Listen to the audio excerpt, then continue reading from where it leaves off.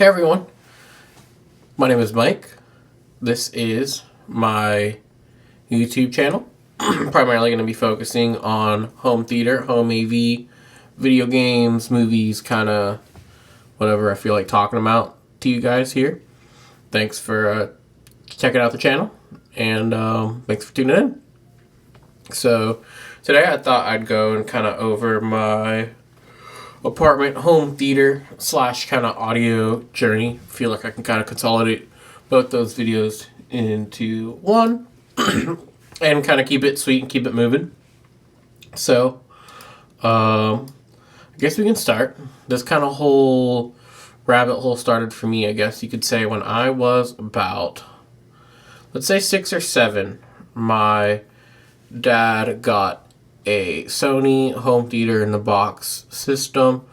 I actually have the model number of the speakers. I can't find the exact receiver, but I have a picture of the speakers. It was these for sure. And at a pretty young age, it was shown to me that there could be significant upgrades over what you have in your traditional TV speakers, and it was probably the first time in my life I'd ever seen a subwoofer and heard a speaker that did that. And it kind of planted the bug, and there was kind of really no going back from there. And we used that theater system basically at the dawn of the DVD era. We got it with our big 36-inch Sony Trinitron, and had a really good time using that for years. My pops and I deployed that system across a couple of his living spaces, and that was really cool. And it didn't really pick up for me until, I want to say I was like 10, 11, and my grandma got me, and I know everyone's seen these classic Walmart Durabond home theater in a box systems. And God, I don't know how much, what are those, $60, $80? You just grab them off the shelf. And this one did not have a DVD player. It was just, a subwoofer that amplified the 5 little satellite speakers, and it had, 3 pairs of RCA left and rights, and I guess it did some version of Dolby decoding, even though I don't remember seeing any type of Dolby logo, but I do remember it could put things behind me, which was really cool. And when I first got it, I remember the rule was that it had to be in the living room. My mom did not want it in my room, and I'm proud to say that did not last very long, because I think she realized that I wanted to do absolutely every single thing involving video games or TV in the living room, because that's where my surround sound was. So it maybe lasted a month before she was like, okay, I'll let you put it in your room.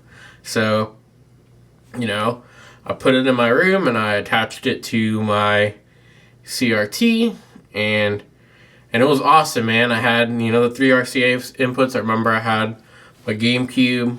I might have had a Wii at this time. It was either a GameCube or a Wii. I had an RCA in, because my CRT had an RCA out, because I was still using the TV tuner at the time, and I had my DVD player. And man, I thought I was the king. I was I'm 11 years old, and I've got 5 speakers laying around my room. And then got even cooler when my stepdad brought home this hodgepodge piece of Panasonic system, and it had these they were still satellites. They're puny, but I thought they were really hard looking. They had these towers in the center channel, so I nabbed those and kind of gave myself a little front stage upgrade. And I have a picture that I'll put up here. And yeah, that was pretty much it. I rocked that setup for a long time. That ended up being, when I built my first PC, those were the speakers that I used. And, I had a really good time. And then I moved out, and, it kind of became a little more difficult to kind of set up a discrete system. So I was just kind of on cans, or what, if roommates had a set of speakers I could use, I'd use those. But I wasn't really invested at the time at trying to craft anything until about 2018. I got into more music audio engineering, front of house type stuff. And, you know, currently, a lot of that stuff is still just 2-channel, and I just kind of became like a 2-channel head and was like, okay, like I understand that most of the time I can just get myself two nice speakers and go from there. And, you know, I got myself a pair of powered Yamaha HS5s, little 5-inchers. Those were cool. I sold those and I upgraded to NS10s. And, you know, those don't sound cool, but they do what I need them to do fairly well. So I'll keep them, and, you know, that will work for me plenty of times. And then past that, really we can kind of start skipping over to 2021 when I moved into this apartment. This was fortunate enough to be my like first place that I could call really truly my own. You know, just me and my girlfriend here living. So I did a very, very minimal amount of research to see what can, you know, I want a nice 2-channel, I want 2 speakers and a sub.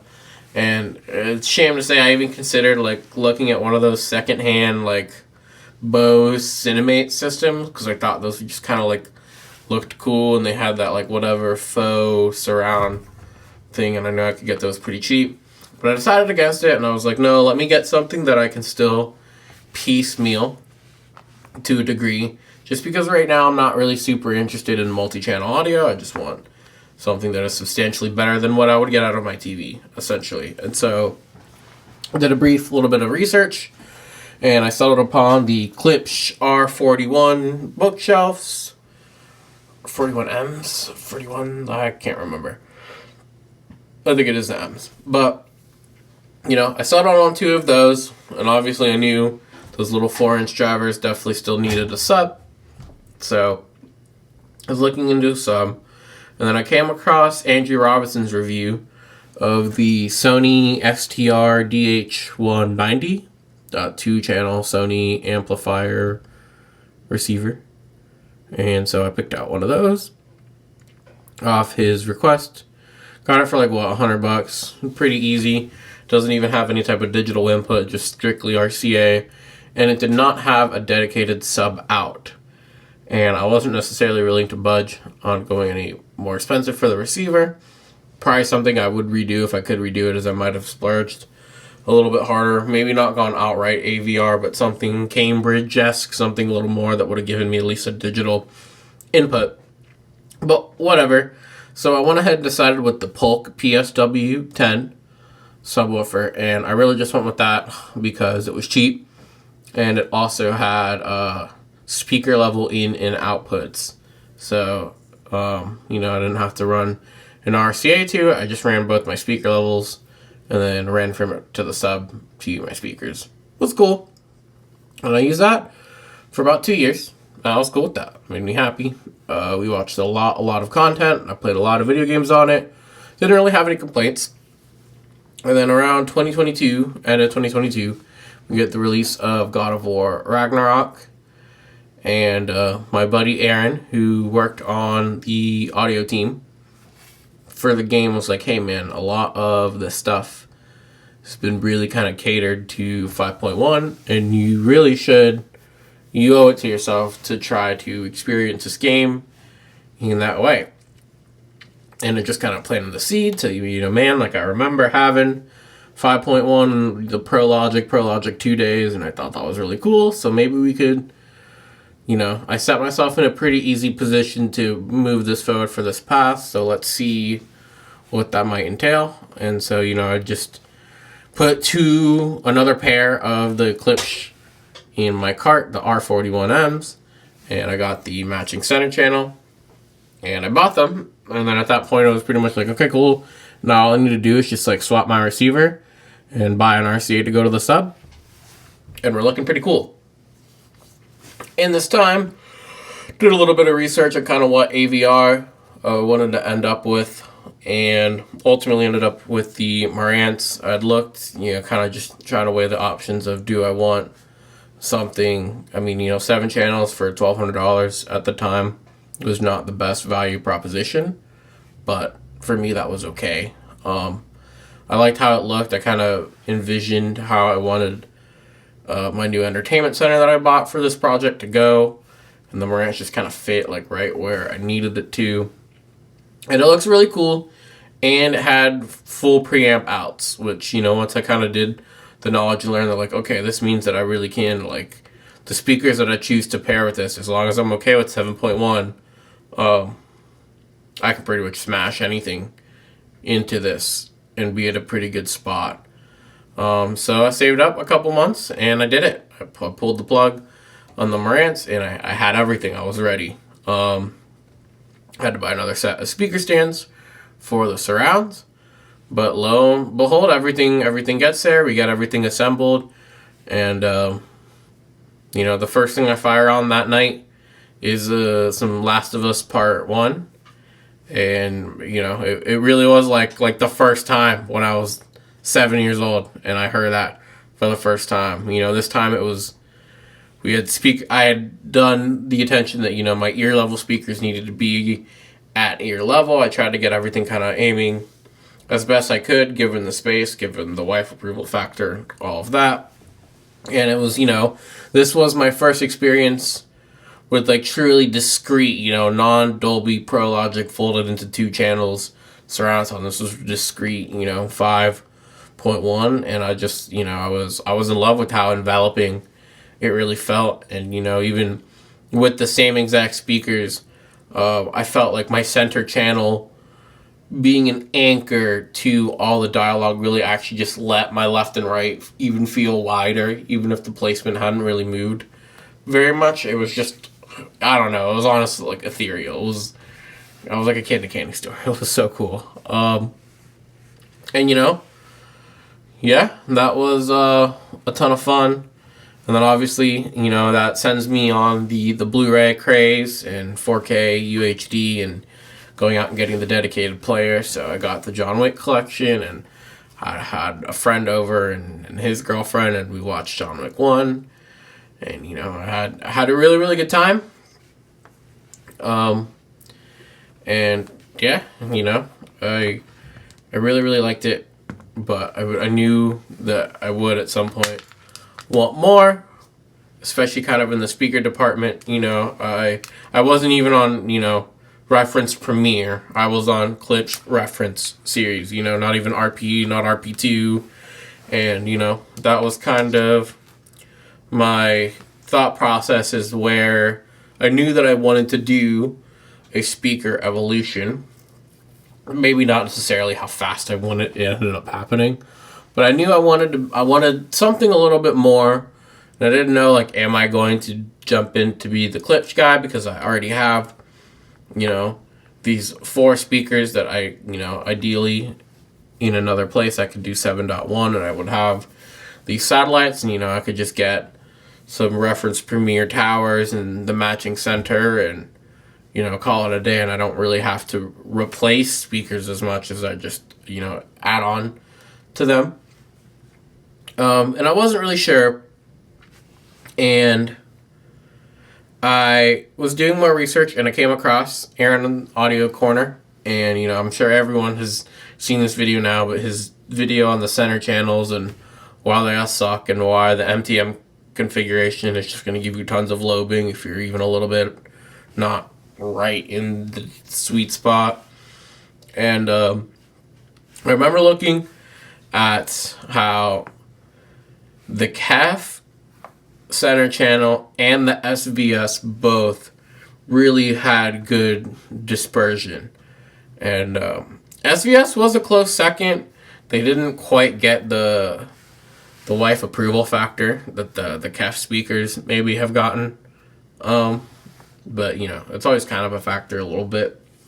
But you know, I kind of liked the KEF idea. I had previously heard some, you know, a pair of Q150s. And so I was kind of like, okay, you know, like Aaron's video, you know, the KEF Center seemed to be the only one that really performed well because of its, you know, 2.5 way coax design. So I'm like, cool, let's do it. And so I didn't pull the plug right away on any Q series stuff. I knew this was probably something that I could find used. And so I just slowly started teaching my Facebook Marketplace algorithm, like what do I want, and just started looking for calves, typing in calf Q750s, because originally that's really what I was eyeing was the 750s, a nice sweet spot between the 550s with the 5-inch drivers and, the big, ginormous 8-inch drivers that I ended up with. But essentially I tailored my, Facebook Marketplace algorithm, and lo and behold, one day I'm looking and I see someone getting rid of 2 SVS, God, what were they? SB3000s? PB3000s, they reported. And basically an entire calf front stage. And what I was really eyeing was that they were selling the Q650C, and they were selling it for $400. It's in half off retail. And they're, about 2 hours away in Tampa. I'm in Orlando. But I was like, you know what? I might drive to make that deal and just grab the center channel and then just, hold out. At the time, the Q150s were not on their sale price. I was like, if I can just grab the center channel and then maybe grab 2 more Q150s, then I can have, a bed layer of Q series calf. It'd be pretty quick. And just I went back and forth with them, not really like negotiating, but just trying to figure out, like, with my own finances, am I going to be able to make this work? I'm going to be driving all the way to Tampa. And so I asked, I'm like, what would you ask for the towers? And she was like, I'm super willing to come down on the towers if it means you take all 3 speakers. I will give you all 3 for $1,200. And they had Q950 towers, not the 750s that I was originally eyeing. At the time when I looked, 1,100 MSRP was what was running for the Q950 tower single at the time, and so it was a done deal. I made the trek over to Tampa. I have a picture here. I'll throw it of me putting them in the trunk of the car. It was just like, I was so excited to get them. And so, I drove the 2 hours to Tampa. The people had like a pretty nice, living room theater with the UST that they, I guess, were going to swap out for an OLED, and they wanted to go all calf fin walls. So they're letting go of the calves at a really good steal. The subs, by no surprise, were already sold. SVS stuff goes real quick. Doesn't really matter for me. So that was it, man. And that was kind of the first pilgrimage, I guess, that I made for a really, really good youth man deal. I mean, I consider that a youth man deal, an entire front stage for that. And so I get home and I set them up, and I notice that first thing is that they're kind of just not as in your face, like definitely just less exciting, like more reserved. My ears for 2 years have been those bookshelves, those, Klipsch R41s. And so I was like, okay, this is interesting to me. But I did not dislike it.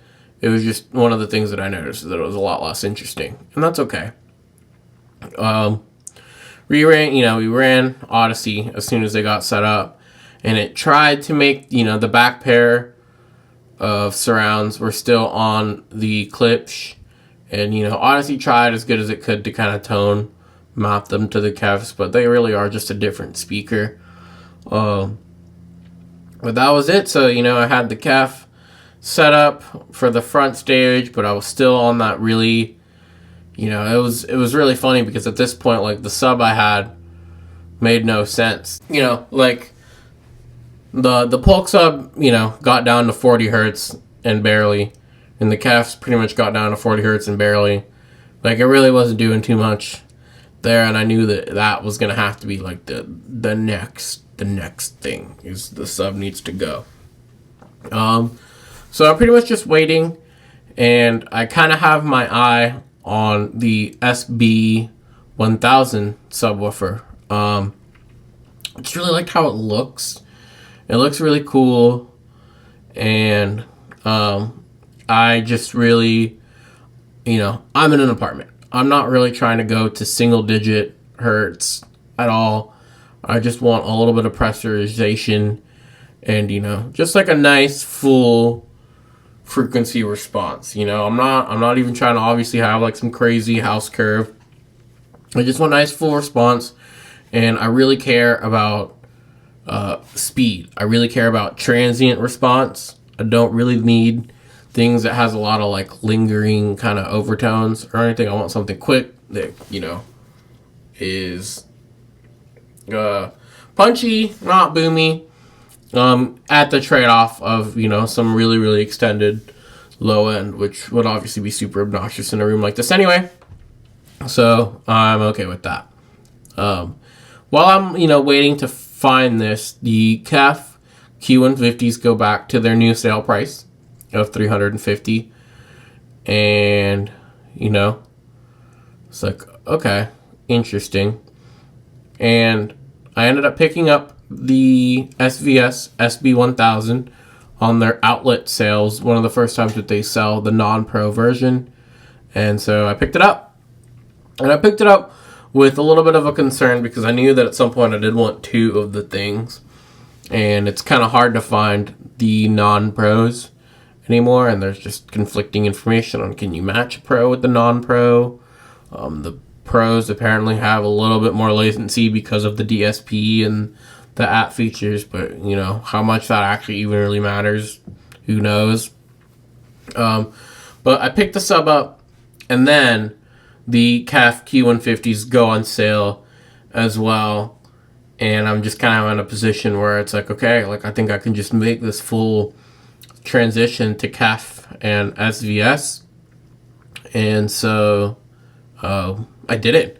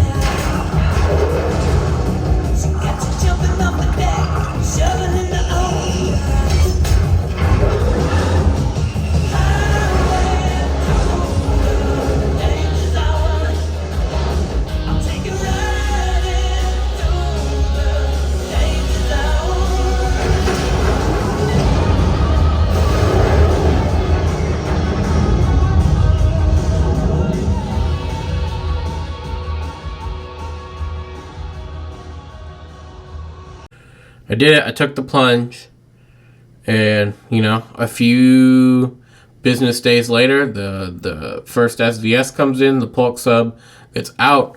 I don't really have too much trouble flipping the pair of clips for the surrounds and the sub, so that works out really, really good for me. But I'm pretty happy with that. And then that's it. After that, I'm kind of just like basking in the glory that I made the transition to KEF and SVS, and I do. Well, I know that the KEF Q series, even at the pinnacle, is not really close to anything like you can get from like the the Meta series, or just it's obviously not like a high end tier system, but for right now, at least for my needs, this feels end game. This feels like something that I'm going to be able to take into a bigger space, and really kind of have this for at least 5, 6, 10 years.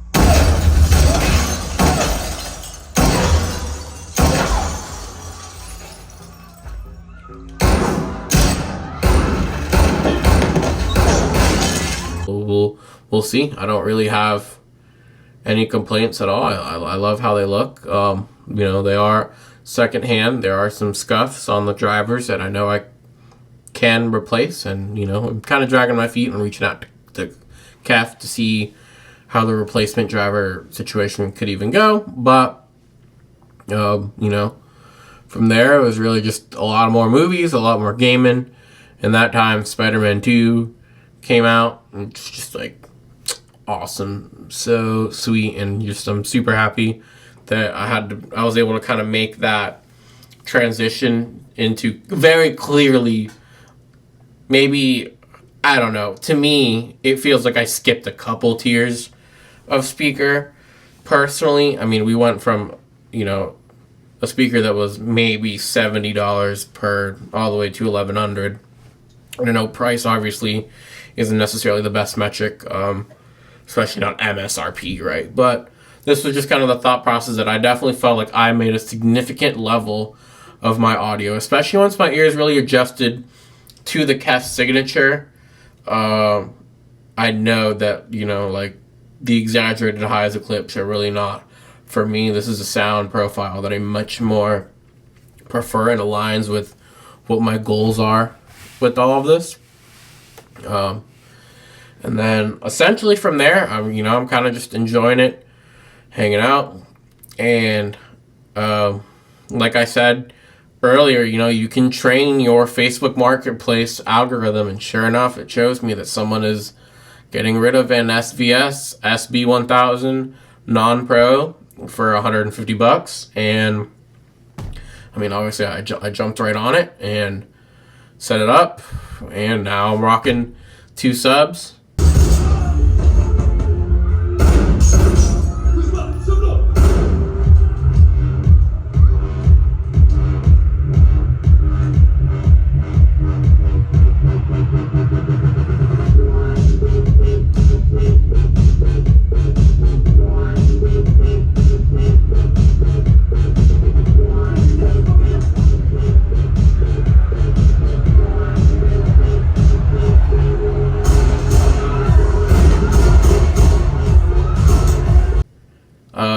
A lot of observations that I kind of made is that obviously it wasn't necessarily a loudness difference. In fact, the second I got the second sub, the first one needed to be turned down a good bit. So overall, the volume on both subs went down. And it felt like a more fuller, for at least from my, MLP, it felt like a little more of a fuller experience. Maybe not necessarily louder, but definitely, more direct, more belly, and yeah, I don't even have them time aligned yet. That's going to have to be something that will be done in the other room, especially when I can start fiddling with placement a little more freely. And yeah, that is pretty much where we're kind of at here. Since this deployment, I have also kind of started investing a little bit in a media server using Make MKV to, make 1-to-1 copies of all my 4K Blu-rays and TV shows, and, kind of build my own mini Kaleidoscape. And there's definitely going to be some more content on that on the future, because I feel like I did a lot in a short amount of time, and I think I've learned things that can help people, or, help you make the decision of whether the building out the media server is something that you want to spend, the time, the money, investment doing. For me, at the moment, just briefly, I can say that I feel like it is worth it. I really, I'm proud of my movie wall. I'm proud of the shows that I've spent time meticulously trying to organize and cut, in regards to certain things that might not always export properly and need further editing to be done. But like I said, more on that in the future. I did kind of want to close out by talking about some of the goals that I wanted to have in 2024. And really, when it comes to the goals that I want to have for that, the first and foremost is I do actually want to move out of this apartment. I'd like to get some rental house ideally, or something where I can really kind of start really pushing the weight of the system that I have. I would like to be able to expand to 7.1. Atmos really isn't in the question for me at all. I am not a fan of up-firing modules, even if I could, in theory, get it to work. I just like, I don't want to ruin my speakers like that, man. I don't think any up-firing modules look good. This feels to me that it's really only worth it if you can damn near point a bookshelf at yourself, or, go fully, deploy an in-ceiling solution to that. And, at the moment, 5.1, 5.2 in the current moment is plenty immersive for me. And I feel like if I get the room that I can accommodate some, surround back speakers, I think that will push me to another level. And so that's really number one, is getting into a bigger living situation that can accommodate that next tier of equipment. Number two on the list, that may or may not happen even regardless of if we move, is I would like to update to an OLED TV. The TV I'm running right now is, it's Edgelit. It's an Edgelit TV. There's no way getting around that. You can tell in the footage. And I'd really like to get it on something that can produce some serious black levels. And I obviously want to step up to 77 inches, given that I should have the room for it. And even if I don't have the room for it, I'm going to try. Because the worst thing it means is that it's just more immersive. If you can't fit the TV in the room, but you manage to fit it in there, it means it's probably pretty big. So we're going to try to accomplish that. And I'm looking, B, C series OLED. The Cinema 70 has enough HDMI 2.1 for my needs, personally. So, not really worried about that with the B series, if it'll save me a few $100 to just forego two HDMI 2.1 ports. I think that's okay with me. Number 3 on the list is I would like to upgrade to, ideally, one of those Buckeyes, man. Those 3-channel Purify modules. I'm jonesing for those. I really want to get that into the system and put my CAF front stage on it. I'm obviously not necessarily expecting to hear the CAFs open up magically, but I do want to be able to push them harder and have the mental, assurance that what I'm doing is not overstressing a slim line AVR. Essentially. And then number 4 on the list to wrap us all out for the videos, I really, really would like to build out another gaming computer. I kind of dived out of PC gaming around 2021. Just was kind of at the point I was running a 4790K i7, and even at the time that was just getting pushed, man. Like, it was, bottlenecks was there. There was no point in trying to pair that with a modern graphics card. Basically, we were at a point where I needed to rebuild the whole system. And I've been doing a lot of PlayStation gaming over literally the last 5 years.